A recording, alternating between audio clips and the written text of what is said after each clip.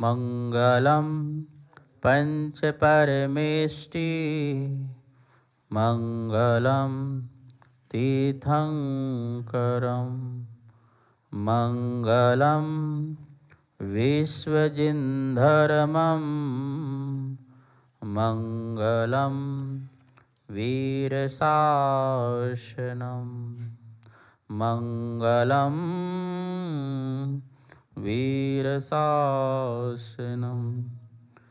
वन्दितु सव्यसिद्धे ध्रुवमचलमणोभवं गतिं पते बोक्षामि समयपाहुड मृणमोसुदकेविलीभणितम्।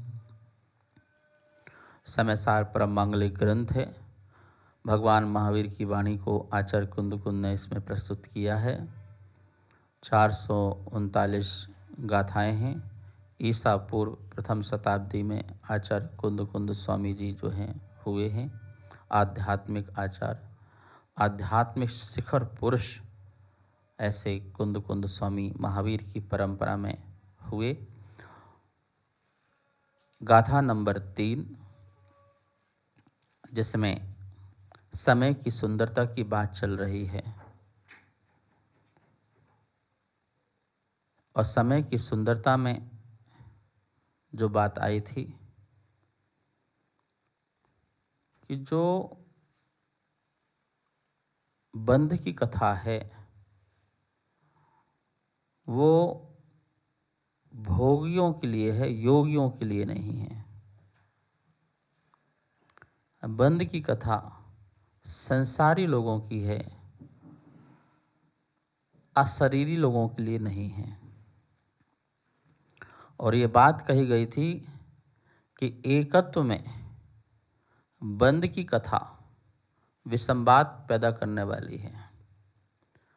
इस गाथा से बहुत बड़ा बृहद चिंतन भी प्रकट होता है। जो लोग ये कहते हैं कि हम सबसे सहित होते हुए सबसे रहित हैं, ये विसंवाद पैदा करने वाली बात है। सबसे सहित होकर सबसे रहित होना, ये तो विसंवाद वाली बात है। चक्रवर्ती कहे कि मैं महल में हूं, महल में नहीं हूं, तो ये विसंवाद पैदा करने वाली बात है। वो कहे कि मैं 96,000 रानियों के बीच में रहकर भी बीच में नहीं हूं, तो ये तो विसंवाद पैदा करने वाली बात है। ये तो बात बिल्कुल वैसी हो गई जो कोयले की खान में रहे और कहे कि मुझे कोयला नहीं लगा है। ऐसा कौन जीव है कोयले की खान में जाए, माता जी, खदान में, कोयले की खदान में जाए और कालिख लग के ना आए? ऐसा कोई हो सकता है? ये तो बस ऐसी बात हो गई कि मैं आजीवन से ब्रह्मचारी हूँ और मेरे माता बंध्या है, मेरी माता बंध्या है और मैं आजीवन से ब्रह्मचारी हूँ। कैसी बहकी बहकी बातें कर रहे हो? जब बंध्या है तो तू पैदा कहाँ से हो गया? और जब तू पैदा ही नहीं हुआ तो ब्रह्मचारी कहाँ से बन गया है? तो ये कहाँ से बात हो गई? विसंवाद वाली पैदा हो गई ना। ये विसंवाद पैदा कर रही है। ऐसे ही जो कोई व्यक्ति कहे कि मैं सहित से होते हुए भी रहित हूं, तो सहित होता हुआ व्यक्ति रहित नहीं हो सकता है। कोई कहे कि मैं घर में हूं, घर में रह के वैरागी हूं, तो ये तो विसंवाद पैदा करने वाली बात हो गई। कोई कहे मैं संसार में रह के सन्यासी हूं, तो ये तो विसंवाद पैदा करने वाली बात हो गई। कोई कहे मैं सापत्निक हूं पर साधु हूं, तो ये तो विसंवाद पैदा करने वाली बात हो गई। कोई भगवान कहे कि मैं सापत्निक होते हुए भी भगवान हूं, तो ये तो विसंवाद पैदा करने वाली हो गई। पत्नी हो और प्रेम ना हो, ऐसा हो नहीं सकता है। पत्नी हो और प्रेम ना हो, ऐसा हो नहीं सकता है। और जब प्रेम होगा तो बंध की कथा तो प्रारंभ होनी होना। बंधन तो हो ही गया ना। कौन सा बंधन? प्रेम का बंधन हो गया, प्रेम का बंधन हो गया। अब सोचिए आप, और आप कह रहे हैं कि हमें कोई विसंवाद नहीं है। इसका मतलब आप एकत्व में नहीं हैं। आप एकत्व में कहाँ हैं? आप तो परत्व में हैं, पर में हैं। संसार में कितने ऐसे भगवान हैं लोगों की नज़र में जो ये मानते हैं कि जोड़ा सहित भगवान है, जोड़े से भगवान है। तुम ही कह रहे जोड़े से भगवान है भाई, तो जोड़ा तो बंधन है ना, जोड़ा तो बंधन है। और बंधन वाला व्यक्ति जो स्वयं बंधा हो वो दूसरे को निर्बंधन कैसे करेगा? आपको बांध दिया जाए और कहा जाए भाई पड़ोसी को छुड़वा दो, तो ऐसे कैसे होगा? स्वयं गड्ढे में गिरा हुआ व्यक्ति दूसरे को उठाने की बात करे तो ये व्यर्थ की बातें हैं, बकवास की बातें हैं, क्योंकि वो स्वयं तो गड्ढे से निकल नहीं पा रहा है और दूसरों को कैसे गड्ढे से निकालेगा? जो स्वयं बंधा हुआ है, भक्त से बंधा हुआ है, चेला चेलियों से बंधा हुआ है, अपने परिवार से बंधा हुआ है, अपने पुत्र पत्नी से बंधा हुआ है। भगवान के भी पुत्र हैं, भगवान का भी परिवार है। जब तुम्हारा परिवार ही है तो भगवान क्यों हो? आपको पता है, आदिनाथ को घर में महाराजा ऋषभदेव कहा, भगवान ऋषभदेव नहीं कहा। आदिनाथ जब घर में रहे तो हमारे जैन आचार्यों ने कहा कि आप महाराजा ऋषभदेव हो। और महाराजा ऋषभदेव के तो फिर पत्नी भी होती हैं, पुत्र भी होते हैं, परिवार भी होते हैं, बच्चे भी होते हैं, संसार भी होता है। हमें स्वीकार है, हमें उस महाराज अवस्था का सम्मान स्वीकार है। हम उसका बहुमान करेंगे, उसका सम्मान करेंगे, आपकी उस अवस्था का सम्मान करेंगे जो उस योग्य है, उस अवस्था का सम्मान करेंगे। आप महाराजा हैं, आप सिंहासन में बैठिए, हम अपने आसन में बैठेंगे, हम नीचे बैठेंगे, कोई बात नहीं। महाराज जी नीचे बैठेंगे, हाँ बैठेंगे। आप महाराजा हो, देश के महाराजा हो, आप देश के राजा हो, आप अपने सिंहासन में बैठिए। हमारे सिंहासन जहाँ है हम वहाँ बैठेंगे, हम आपका सम्मान कर रहे हैं, हम कोई छोटे नहीं हो जाएंगे नीचे बैठ करके। यद्यपि हम नीचे बैठ के हम बड़े हो जाएंगे। हम क्या होंगे? बड़े होंगे। क्यों? क्योंकि हमने राजा का अपमान नहीं किया। हमने राजा का अपमान नहीं किया, क्योंकि राजा नीचे बैठेगा तो सारी प्रजा उसका सम्मान नहीं कर पाएगी, तो राजा का अपमान हो जाएगा। हमने नीचे बैठ के सम्मान किया, इतना तो ठीक है, पर नमस्कार नहीं किया। सम्मान किया पर नमन नहीं किया। क्यों? क्योंकि तुम महाराजा हो, तो हमारे पास आओगे, हम तुम्हें आशीर्वाद ही देंगे, नीचे बैठ के तुम्हें आशीर्वाद देंगे, सलाह देंगे, नीति न्याय सब सिखाएंगे। तो हमारे यहाँ पर महाराजा ऋषभदेव को जैन साधु नमस्कार नहीं करता है। और पहली बात तो साधु उनके सामने जाते ही नहीं है, जाते ही नहीं है, सिद्धांत तो यही है। पर हम आपको ये बताना चाह रहे हैं कि चलो वो तीर्थंकर हैं, कोई सामान्य राजा भी हो, सामान्य राजा भी हो तो उसका भी सम्मान है। लेकिन वो सामान्य राजा भी भगवान थोड़ी बन जाएगा। जैसे भरत चक्रवर्ती हैं, तो उसके भी कितने पुत्र हैं, कितनी रानियां हैं, बोलो। इतना वैभव सब है, सब कुछ होते हुए भी उसका भगवान जैसे सम्मान नहीं है। भगवान का सम्मान तो त्याग में आएगा, तपस्या में आएगा, साधना में, संयम में, क्षमता में आएगा, जब उसकी आत्मा सुंदर हो जाएगी।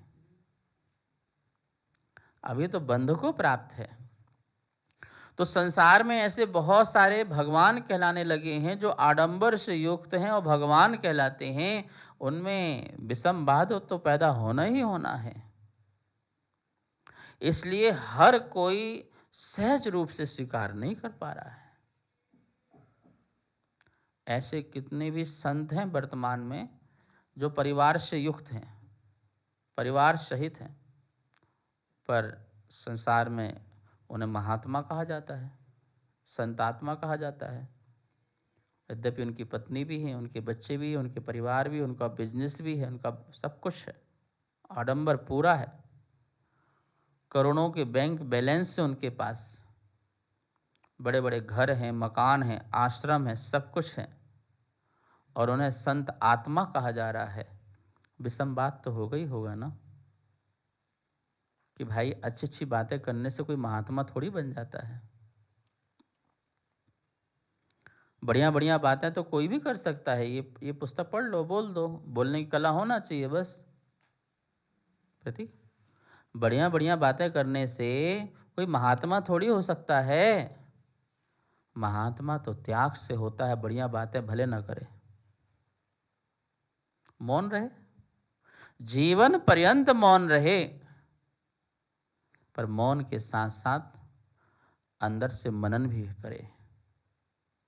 त्याग का मनन कर रहा हो, संयम का मनन कर रहा हो, तो वह बोलता हुआ भी मौनी है, वो महात्मा है। समझ में आ रहा ना? तो आडंबर से सहित वाले रहित कैसे हो सकते हैं? सहित वाले रहित एकत्व को कैसे प्राप्त हो गए? बंद कहा, बंद की कथा तो उनकी आएगी आएगी। तो क्या कहा गया था? बंदे कहा ए यत्ते तेन विसंवादनी होती। इसलिए एकत्व में बंद की कथा विसंवाद को पैदा करने वाली होती है। बोले भगवान हमारे रखवाले हैं, ये तो बंद की कथा है। भगवान हमारा ध्यान रखेंगे, ये तो बंद की कथा है।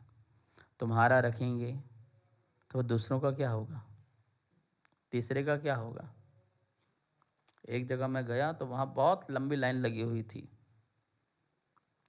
भक्तों की भी और भिखारियों की भी। छत्तीसगढ़ में जहाँ आचार्य की समाधि हुई, डोंगरगढ़, वहाँ एक देवी का मंदिर है। बहुत लंबी लाइन लगी थी ऊपर तक, और पूरे वहाँ से लेकर नीचे तक पूरे दोनों तरफ भिखारी बैठे हुए थे। हम पहली बार गए थे 1999 में, चतुर्मास हमारा आगे हुआ था भिलाई में। हमने बोला ये लाइन, बोले ये दर्शनार्थी हैं और ये भिक्षु हैं, भीख मांगने वाले। मैंने इतनी भीड़ क्यों आती है यहाँ पे भाई? बोले महाराज जी क्या चमत्कार है, क्या चमत्कार है, सबकी मन्नत पूरी हो जाती है, जो जो मांगे पूरी हो जाती है।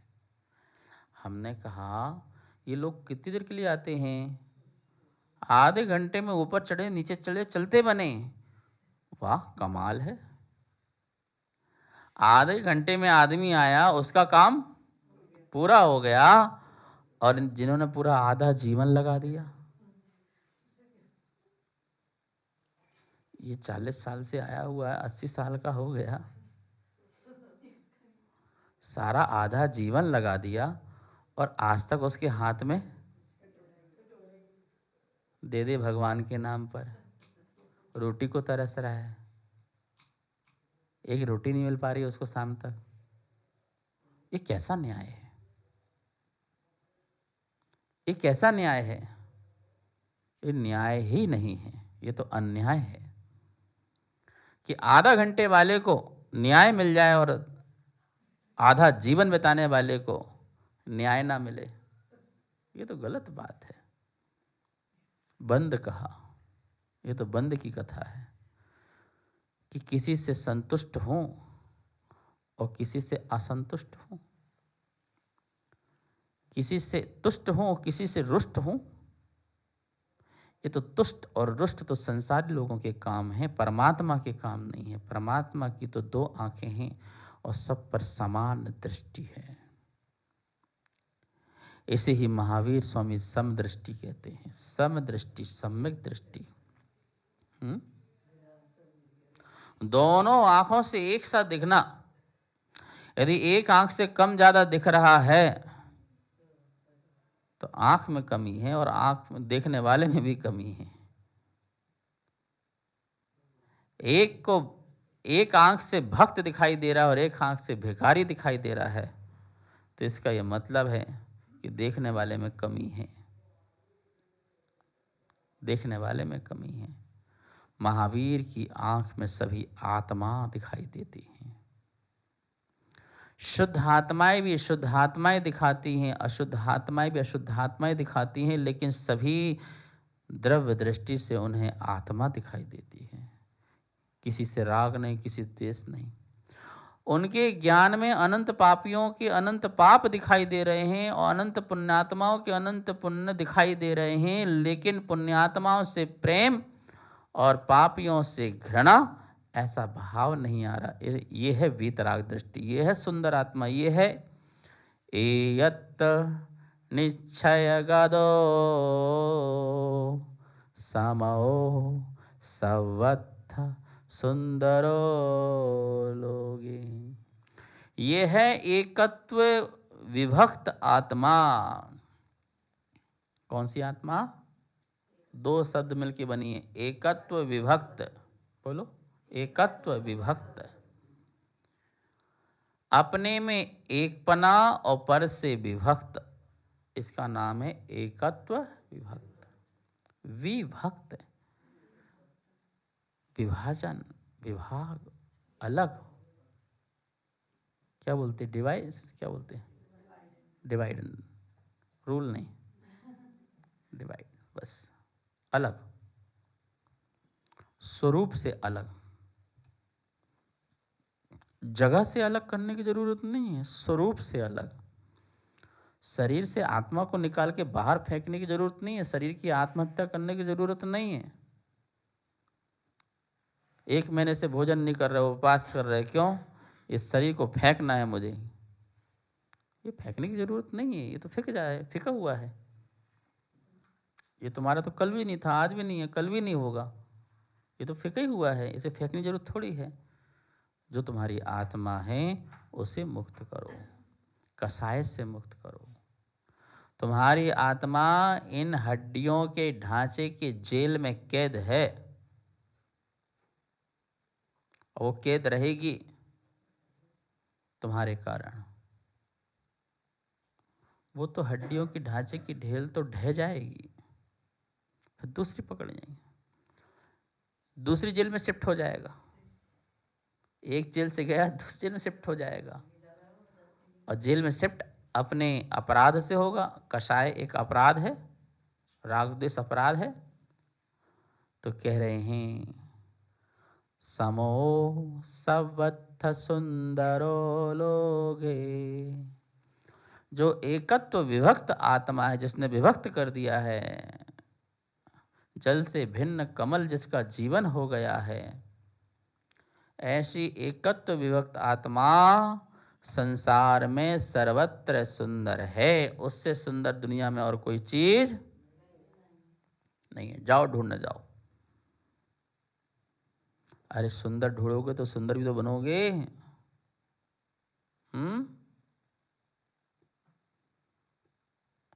श्रद्धा का अर्थ होता है खोदना और चारित्र का अर्थ होता है खोजना।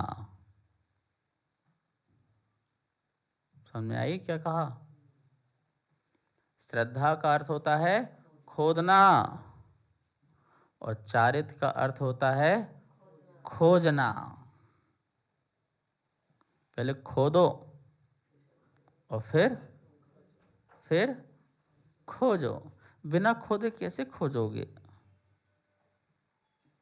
पहाड़ है, इसमें रत्न है, ठीक, खोदो, श्रद्धा पैदा करो और चारित्र से पुरुषार्थ पैदा करो, खोजो। खोदना और खोजना बहुत जरूरी है। तो जाओ संसार में देखो, खोदो खोजो किसकी आत्मा सुंदर है, और जिसकी आत्मा सुंदर है उसमें खो जाओ, उसमें खो जाओ, उसमें खो जाओ। खुद आओ, खुदाओ, खुदाओ, खुद आओ, खुदा, खुद में आ, खुद में आ। जिसकी आत्मा सुंदर है वह खुदा है, जिसकी आत्मा सुंदर है वह खुदा है, और जिसकी असुंदर है वो 1 नंबर का गधा है। 2 नंबर का भी नहीं, 1 नंबर का गधा है। समझ में आया ना? एयथ निश्चय गदो, याद हुई गाथा? इतने में तो याद भी हो जाना चाहिए, 3 दिन से चला रहा हूं। एयथ निश्चय गदो, निश्चय गदो प्राकृत में, एयत एकत्व, निश्चय निश्चय, गतः गतः गदो, गतः प्राप्त, प्राप्त किया है। एयथ निश्चय गदो सामाओ, समय सामाओ, सवत्थ सुंदरो लोए। एकत्व निश्चय को प्राप्त समय आत्मा लोए लोक में सर्वत्र सुंदरो, सर्वत्र सुंदर है। तो हम मंदिर आते हैं सुंदर आत्मा के पास, हम महात्मा के पास आते हैं सुंदर आत्मा के पास। हम क्षेत्रों में जाते हैं, सिद्ध क्षेत्रों में जाते हैं सुंदर आत्मा के पास, वहां सुंदर आत्मा मिलती है। लोग यूं ही थोड़ी पागल हैं संवेद शिखर के लिए, गिरनार के लिए, अष्टापथ के लिए, चंपापुर के लिए, राजगृह के लिए। कोई ऐसे थोड़ी पागल हो जाएंगे लोग सोनागिर के लिए,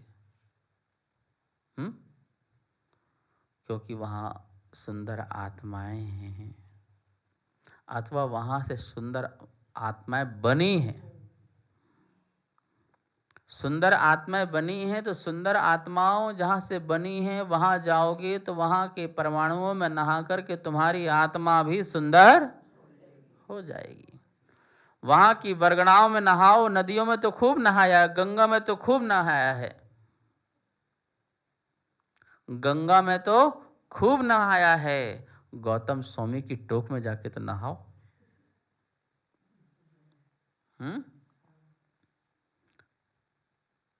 गंगा में जाके नहीं, गौतम स्वामी की टोक में जाके नहाओ, गढ़धर की टोक में जाके नहाओ, तुम भी गढ़धर बन जाओगे, तुम भी पारसनाथ बन जाओगे।